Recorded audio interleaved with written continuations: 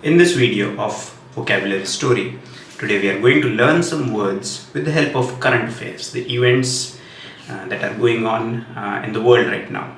So, what exactly do you call that place where these things, the conflicts or the escalation of war between Iran on one side and Israel and USA on the other side? Where exactly is this happening? You ask this question to anybody, school students, even adults. The word that they will usually use in the English language is Middle East. Now, how did that term stick? Okay, why do we call it Middle East if we live in Bharat and Gujarat is in the west and Odisha, West Bengal, all these states, they are in the east. So for us, that region would be West Asia. This is number one. The first change in vocabulary that we need to make is, for us, that region is West Asia. Middle East is just something that has the Western world, Europe and the United States as its core.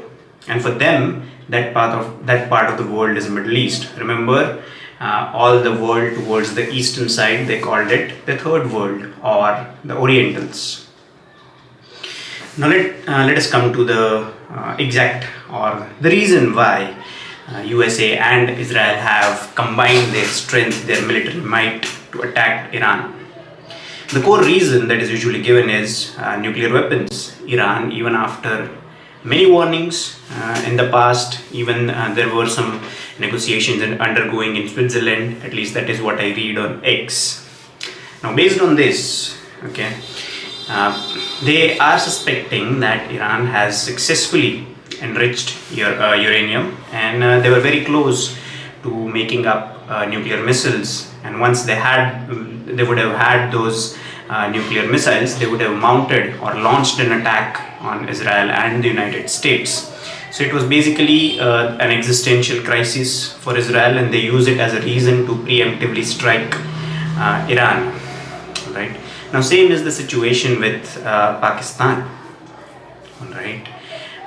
Usually, we are targeted at the international level that our stance towards Pakistan is, not proper, or our diplomacy with Pakistan, has failed, so on and so forth. But the fact remains that Pakistan is a nuclear armed nation. So if Israel and USA can do what they did to Iran, under the suspicion or even an assumption, we don't know whether they have nuclear weapons or not, but simply just under the assumption or with an iota of doubt that they've already managed to enrich weapons grade uranium, Iran and Israel and USA have mounted an attack. That is number one. Number two is, if you are really following news, you would have seen that some areas in Delhi, Mumbai, JNK, and in some other isolated pockets in this country as well, there are some people who have come out in demonstration as a protest against Israel and USA for killing the supreme leader of Iran. Okay, now this in a way is a little bit hypocritical. The keyword being hypocrite. Okay, this is the vocabulary word for this story, that is hypocrite. What exactly does this word mean, hypocritical? Because these communities that have come out to protest the killing of supreme leader of Iran, they have never come out to protest killings of other innocent civilians, okay, by extremist groups, so on and so forth. So for example, you'll never see demonstrations and protests for whatever that is happening in Bangladesh and Pakistan with regards to minorities. You'll never see that. Forget Pakistan and Bangladesh, they are parts of vivified Bharat. That is an entire discussion to be had for a separate video. But even they will not raise voices regarding to what is happening in certain pockets of our country with regards to the minority status of the non-converted polytheists that we have in our country.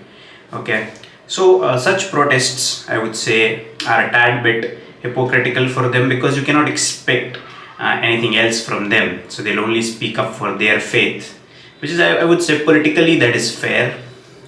But when you look at it through the lens of, you know, genuineness, I would say that, because that is usually what is expected from the non-converted polytheists, that you have to be secular, you have to be accommodating of the other side, you have to overlook the differences, so on and so forth. So I'm yet to see the same courtesies being extended from the other side.